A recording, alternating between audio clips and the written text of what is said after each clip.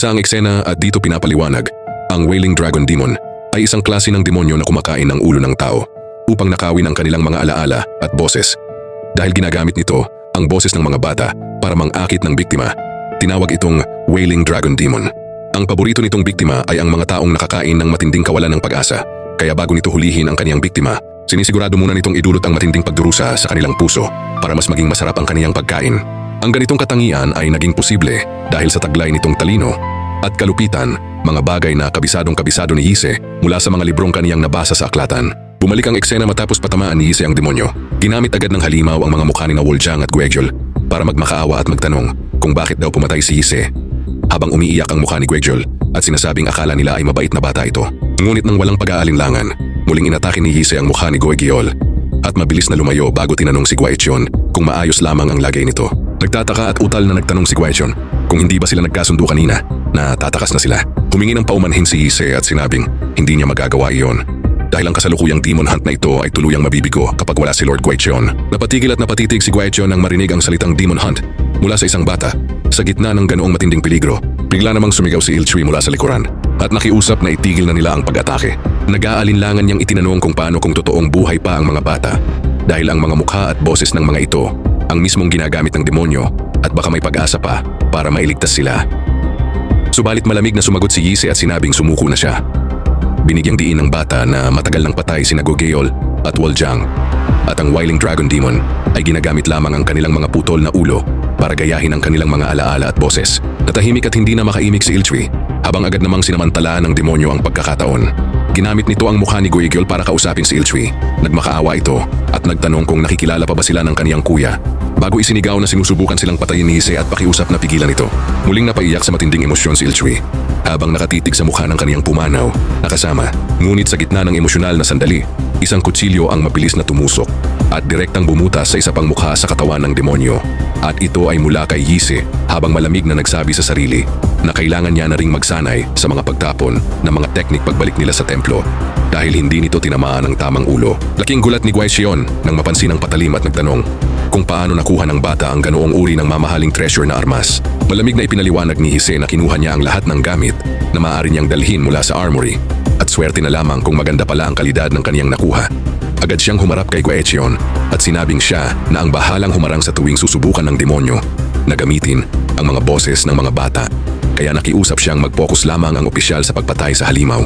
Habang nakatitig sa bata, napaisip si Guechion na tila may sira na nga sa pag-iisip ni Yise. Ngunit kung gagamitan niya ito ng lohika at rasyonal na pag-iisip, natanto niyang tama ang lahat ng ginagawang desisyon ng bata. Sa gitna ng ganoong matinding peligro, kailangan nila ng bawat tulong na maaari nilang makuha, kahit pa mula sa isang bata. Nagsimula nang gumalaw si Guechion at binalaan si Yise na huwag susugod ng walang pag-iingat. Buong tapang niyang sinabi na itataya niya ang kaniyang buhay para masigurong makakabalik ng ligtas ang bata sa Guisu Temple. Habang mabilis na lumulusob si Guechion para atakihin ang demonyo, dahan-dahang hinawakan ni Ilchui si Yise mula sa likuran. Umiiyak nitong itinatanong sa bata kung wala ba talaga itong puso at kung paano nito nagagawang maging ganoon kalamig. Isinisi niya muli ang nangyari kay Guegyol at sinabing nagkaganoon lamang ang bata dahil iniwan nila ito. Habang nananatiling tahimik si Yise, idinagdag pa ni Ilchui na kung nalaman lamang niya na hahantong sa ganoong trahedya ang lahat, mas mabuti pa sanang namatay na lamang silang lahat ng sama-sama. Nang walang alinlangan, mabilis na sinampal ni Yise si Ilchui para gisingin ito sa katotohanan. Pinaalalahanan niya ito na ang mawalan ng mahal sa buhay ay napakasakit at ang panoorin ng sariling pamilya na mamatay ay isang bagay na kailanman ay hindi malilimutan.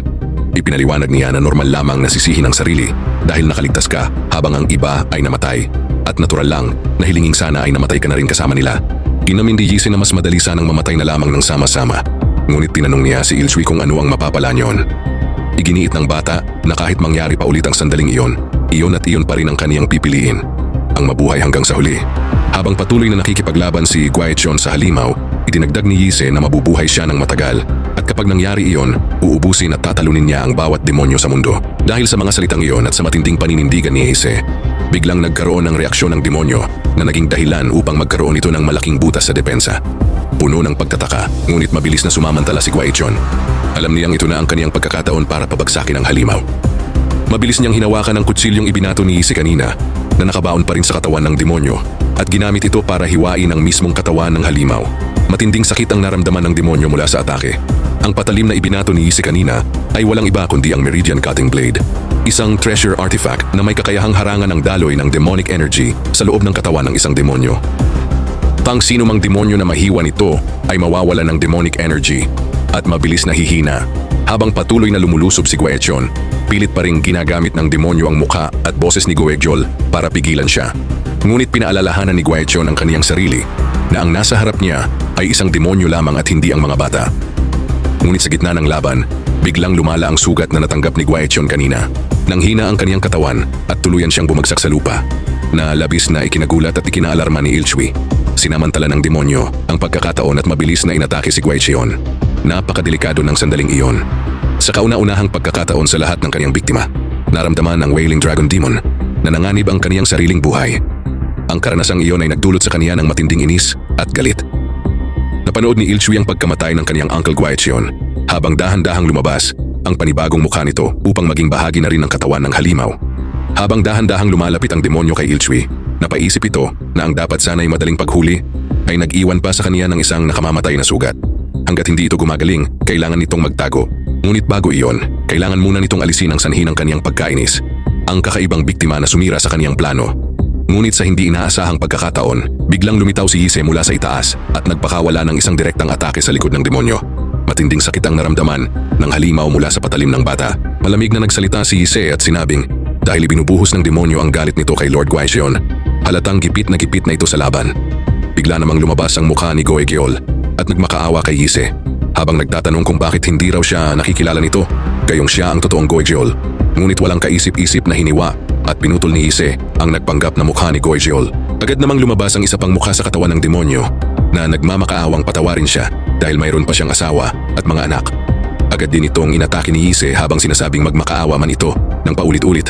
Kailanman ay hindi siya magpapakawala ng isang demonyo ng buhay. Ipinagpatuloy ni Yise ang kaniyang walang awang pag-atake. Umalingaw-ngaw sa buong kagubatan ng matinding tunog ng pagkabali at pagkadurog ng katawan ng halimaw. Sa maikling sandaling iyon, di isang bagay lamang ang pumasok sa isip ng lahat ng nakakakita. Nakatitig si Ilchui kay Yise habang utal na nagtatanong sa sarili kung paano nagagawang pumatay at sumaksak ng bata ng ganoon na lamang. Habang nakatayo sa harap ng umuungol at umiiyak na demonyo dahil sa matinding sakit, tiningnan lamang ito ni Yise ng walang anumang emosyon. Napaisip na lamang siya na kaya rin pala ng mga demonyo ang gumawa ng ganoong uri ng mukha at pagmamakaawa.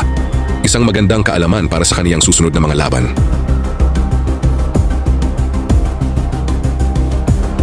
Nagsimula ang eksena ng tuluyang mapatay ni Yise ang demonyo. Nakatitig lamang si Ilchui sa kaniyang harapan habang pumasok sa kaniyang isip ang matinding trahedya. Patay na sina Woljang, Goekyol at maging si Uncle Gwaechon. Biglang lumitaw si Yise sa kaniyang harap at nagtanong kung maayos lamang ba siya. Nagulat si Ilchui, ngunit agad na humingi ng paumanhin si Yise dahil sa kaniyang biglaang pagsasalita. Sinabi ng bata na kailangan niya ang tulong ni Ilchui at tinanong ito kung nakakatayo pa ba siya. Samantala, lipat ang eksena at napansin ng grupong naghahanap sa mga bata na may papalapit sa kanila. Laking gulat nila nang makitang buhat ni Yise ang bangkay ni Lord Gwaechon, habang si Ilchui naman ay bitbit ang mga putol na ulo ng kaniyang mga kaibigan. Lipat ang eksena sa loob ng silid kung saan umiiyak si Gonga habang naaalala ang balita. Yung balita ukol sa pagbabalik ng dalawang bata sa Guisu Temple ay nagdala ng napakasakit na katotohanan. Habang nakikinig sa kwento ni Ilchui na pinatay ng demonyo, sina Woljang, Goekyol at Uncle Gwaechon, pilit na ayaw paniwalaan ni Gonga ang kaniyang narinig. Ngunit ang emosyon at mukha ni Ilchui ang nagpatunay na totoo ang lahat. Simula noong araw na iyon, ikinulong na ni Ilchui ang sarili sa kaniyang silid at hindi na nakikipag-usap. Ang tanging naririnig lamang mula sa kaniyang pintuan ay ang kaniyang patuloy na pag-iyak na nagdudulot ng matinding sakit sa puso ni Gonga.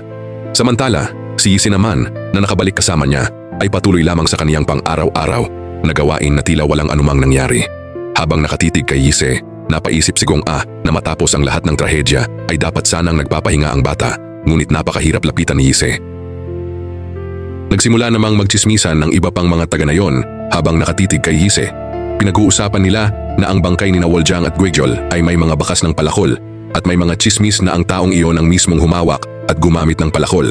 Dahil ayaw magsalita ni Ilchui, napaisip ang mga tao kung posible bang ang batang tao na iyon ang pumatay sa kaniyang mga kasama.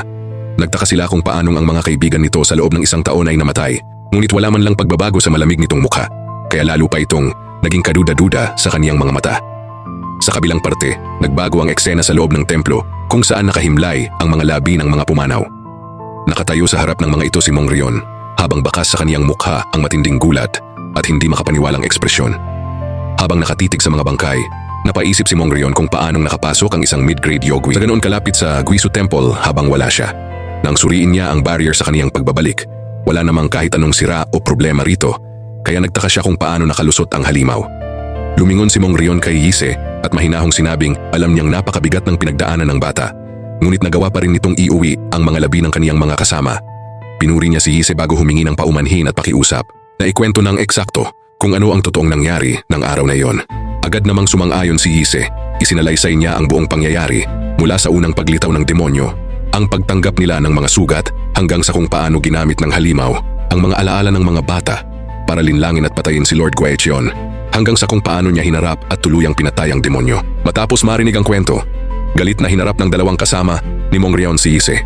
Questionable para sa kanila ang naging desisyon ng bata na iwanan si Goegeol matapos magtamo ng malubhang sugat, pati na rin ang walang awang pagdurog nito sa mga ulo ng mga batang kinain ng Wailing Dragon Demon. Malamig na sumagot si Yise at sinabing bagamat marahas ang kaniyang mga desisyon, iyon ang pinakamagandang paraan upang makaligtas. Hindi makapaniwala ang dalawang kasama at nagtanong kung paano nagagawang magsalita ni Yise nang ganoon kakalma tungkol sa kamatayan ng mga kasamahang nakasama at nakalaban niya sa mahabang panahon.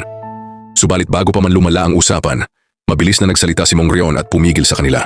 Galit niyang pinagalitan ang dalawa dahil sa paggawa ng kaguluhan sa harap ng kanilang mga pumanaw na kasama, at agad silang inutusang lumabas. Subalit sumubok magreklamo ang dalawa, agad ipinakita ni Mongrion ang kaniyang seryosong mukha, kasabay ng pagpapakawala ng isang matinding aura at kapangyarihan.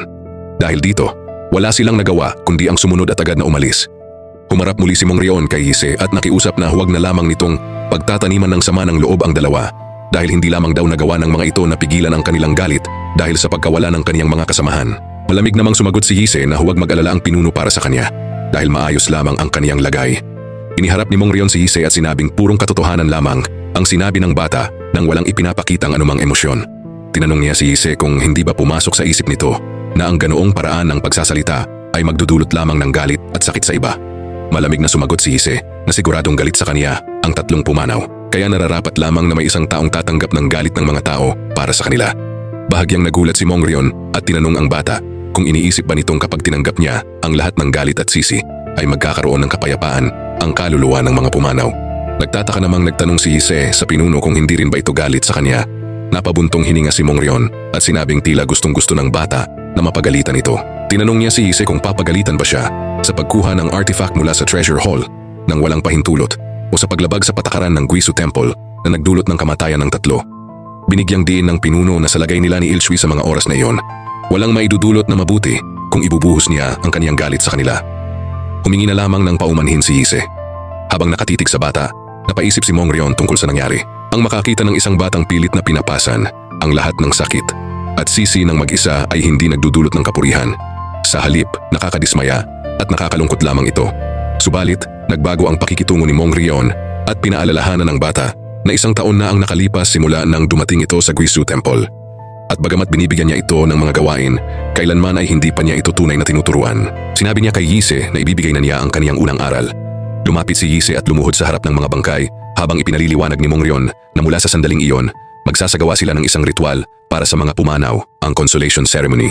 Ipinaliliwanag ng pinuno na kapag ang mga demonyo o ang mga taong pinatay ng demonyo ay hindi naisagawa ng maayos ang huling hantungan, ang kanilang galit ay magsisilang ng mga bagong demonyo.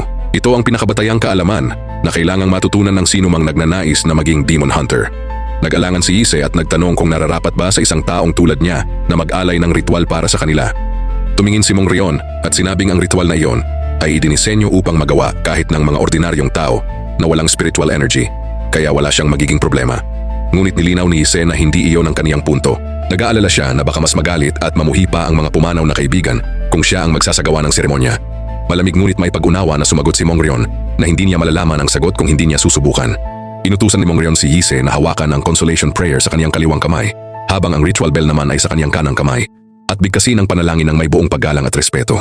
Binanggit na ni Yise ang panalangin at nanalangin na sana ay lumisan ng may kapayapaan ang mga kaluluwa ng kaniyang mga kasama habang sinusundan ang liwanag ng kanilang pagbabalik. Sumunod naman si Mongrion at ipinagpatuloy ang panalangin. Nanalangin siya na bagamat ang kanilang mga kaluluwa ay isinilang na may daladalang demonic energy, sana ay hindi sila tuluyang mahulog sa malalim na bangin ng demon realm, at sa halip ay muling isilang bilang tao. Habang pinapatunog ni Yise ang bell, biglang lumitaw sa kaniyang isip ang mga boses at imahe ng kaniyang mga pumanaw na kasama. Isinisigaw ng mga ito na nangyari ang lahat dahil sa kaniya at dahil dumating siya sa Guisu Temple. Habang umiiyak at nagtatanong kung bakit sila inabandona. Habang nakapikit at nananatiling tahimik si Yise, ipinaliwanag ni Mong Rion na ang consolation ceremony ay hindi lamang nagtatapos sa simpleng paggawa ng ritual. Kailangang maiparating ng buong puso ang tapat na kagustuhang ibigay ang kapayapaan sa kanila at magtatagumpay lamang ito kapag tinanggap ng kaluluwa ang alay na iyon. Kaya naman, depende sa naging ugnayan ng mga tao, may mga pagkakataong nagtatapos sa kabiguan ng ritual. Binigyang diin ng pinuno na hindi ito makikita ng isang taong walang spiritual energy. Ngunit habang nakatitig siya kay Yise, nakita niyang pinaliligiran na ito ng mga kaluluwa ang bata. Matalinhagan niyang sinabi na tila hindi naman tinatanggihan ng tatlo ang kapayapaang inaalay ni Yise. Nagtatakang nagtanong si Yise kung ibig sabihin ba niyon ay nagtagumpay ang kanilang ginawa. Ngumiti si Mong Rion at kinumpirma na matagumpay ang isinagawang consolation ceremony. Sa sandaling iyon, hindi na napigilan ni Yise ang kaniyang emosyon at tuluyan ng bumuhos ang kaniyang mga luha. Habang pinapanood ang bata, mahinahong sinabi ni Mong Rion sa kaniya na itigil na nito ang labis na pagsisi at pagpapahirap sa kaniyang sarili.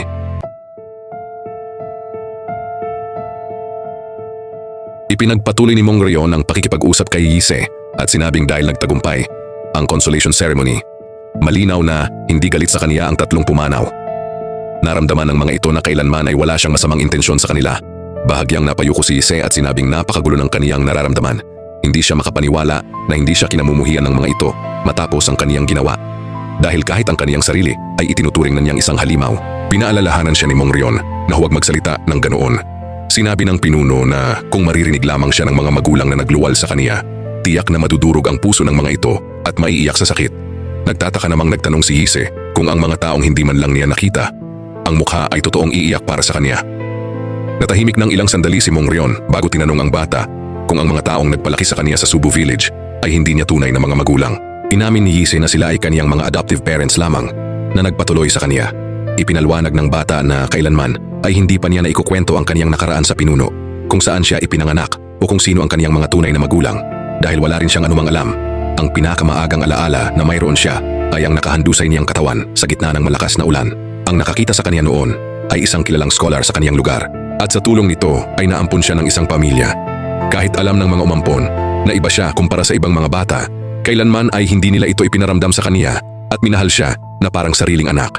Kaya naman, ginawa ni Yise na layunin sa kaniyang buhay ang makaganti at makabawi sa kanila balang araw. Ipinagpatuloy ni Yise ang kaniyang kwento at sinabing ang kaniyang buong pamilya ay walang awang pinaslang ng mga demonyo. Dahil doon, ang tanging natira na lamang sa kaniyang buhay ay ang matinding hangarin na maghiganti sa pag-asang mababawasan nito ang labis na konsensya at pagdudusang kaniyang nararamdaman. Habang nakikinig, naawa si Mong Rion sa bata at napaisip sa kaniyang sarili. Napagtanto niya na kahit hindi tunay na dugot laman ni Yise ang kaniyang pamilya, napakatindi pa rin ang pagmamahal at pagpapahalagang ibinigay ng bata sa kanila. Naramdaman niyang napakasakit ng sinapit ng batang ito. Humarap si Mong Rion kay Yise at nagtanong kung bakit iniisip nitong hindi na niya mababayaran ang kabutihan ng kaniyang pamilya dahil lamang sa nawala na sila. Sinabi ng pinuno kung bakit hindi na lamang niya tuparin ang huling hiling na naiwan ng kaniyang mga magulang. Nagtatakang nagtanong si Yise kung ano ang ibig sabihin ng pinuno sa huling hiling. Ipinaliwanag ni Mong Rion na kung ang mga umampon sa kaniya ay minahal at inalagaan siya ng walang anumang pagtatangi. Tiyak na ang tanging hiling ng mga ito ay ang lumaki siyang maayos tulad ng ibang karaniwang bata. Kung magagawa niyang lumaking mabuting tao at mabuhay ayon sa kagustuhang iyon, hindi ba't iyon ang magbibigay ng kapayapaan sa kanila sa kabilang buhay nang walang anumang pagsisisi? Natahimik ng ilang sandali si Yise bago nagtanong kung ibig sabihin ba niyon ay may magagawa pa rin siya para sa mga pumanaw, para sa kaniyang mga magulang at sa kaniyang mga kaibigan. Bahagyang ngumiti si Yise at sinabing kasabay ng pagpuksa niya sa lahat ng demonyo, tutuparin niya rin ang mga huling hiling na naiwan ng kaniyang mga mahal sa buhay. Masayang nagpasalamat ang bata at sinabing napakarami niyang natututunan mula sa pinuno. Subalit napatitig at nagulat si Mong Rion sa naging pagtanggap ng bata sa kaniyang mga salita. Napaisip ang pinuno na sinabi lamang niya iyon dahil gusto niyang lumaking normal na bata si Yise. Ngunit hindi niya akalaing gagawin din ito ng bata bilang panibagong mabigat na pasanin at responsibilidad na kaniyang bibitbitin. Bagamat ganoon, nagpasalamat pa rin si Mong Rion na kahit papaano ay nakikita niyang nabawasan ang sakit sa mukha ng bata. Ngunit sa kabilang banda, batid ng pinuno na ang paraan ng pamumuhay ni Yise ay isang tuloy-tuloy na pagdurusa sa kaniyang sarili. Isang landas na katulad din ng pinagdaanan ng iba pa nilang mga kasama. Biglang nagtanong si Mong Rion kung ilang taong gulang na ba si Yise at sinagot siya ng bata na 11 na siya. Ipinaalala ng pinuno na may 5 taon pa bago ito mag-16. Doon ay isinulong niya ang isang panibagong ideya. ang pumunta sa pinakakilalang demon hunting organization sa buong mundo pagdating ng kaniyang tamang edad upang kumuha ng entrance exam. Nagtakang nagtanong si Yise kung ang tinutukoy ba ng pinuno ay ang Daimudo. Nagulat si Mongrion dahil alam na agad ito ng bata. Ipinaliwanag ni Yise na nabasa niya ito sa aklatan, ngunit nag-alangan siya dahil ang Daimudo ay isang samahan ng mga cultivator at hindi niya alam kung tatanggapin ba ang isang tulad niya roon. Ipinaliwanag ni Mongrion na ang isang immortal ay isang nilalang na lumagpas sa hangganan ng pagiging mortal at humamon sa mga batas ng kalangitan. Ang cultivation naman ang landas na tinatahak upang maging immortal, at ang mga cultivator ang mga taong nagsusumikap sa landas na ito. Sinabi ng pinuno na ang paraan ng cultivation sa Daimudo ay kilala bilang Demon Exorcising Spirit Arts. Sa pamamagitan nito, nakapagtaboy sila ng napakaraming demonyo at nakatipon ng napakalakas na spiritual energy. Kung makakasali si Yise sa kanila, matututunan niya ang lahat ng mga pamamaraan ng pagpuksa sa demonyo hanggat gusto niya. At marahil, doon din niya matutuklasan kung siya nga ba ay tunay na halimaw. Bago pa man maguluhan si Yise, idinagdag ni Mongrion na ang mga cultivator ay mga taong abala sa pag-abot ng mas mataas na antas ng cultivation at hindi sila nag-aalinlangang gumawa ng mga kakaibang bagay para lamang maabot ang kaniyang layunin. Ito ang dahilan kung bakit itinuturing sila ng mundo bilang mga halimaw.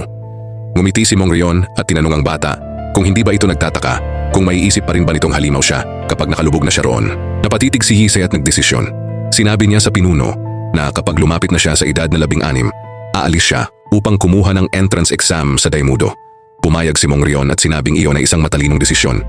Nagpaalam siya upang tapusin ang pagpuksa sa iba pang natitirang mga demonyo sa paligid at nangakong sa kaniyang pagbabalik ay sisimulan na nila ang paghahanda sa katawan ni Yise para sa Daimudo. Ngunit bago umalis, nag-iwan ito ng payo. Inirekomenda niya kay Yise na subukang magkwento at magbukas ng sarili sa iba pang mga Dokkaibi.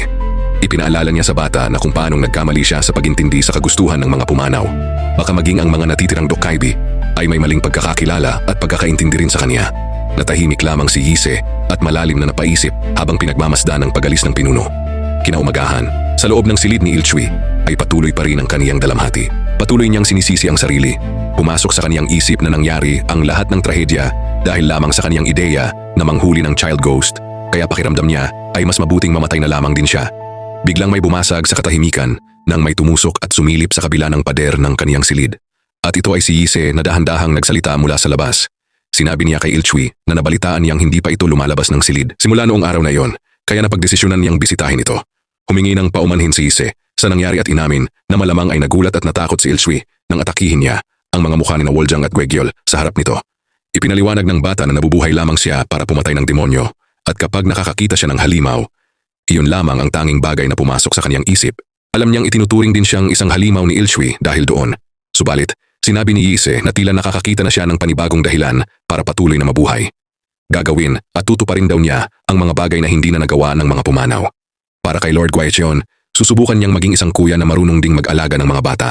Para naman kay Woljang, magsisikap si Yise na maging pinakadakilang demon hunter sa buong mundo. At para naman kay Gwegiol, na nangarap na magkasundo silang lahat, pilit niyang bubuksan ang kaniyang puso.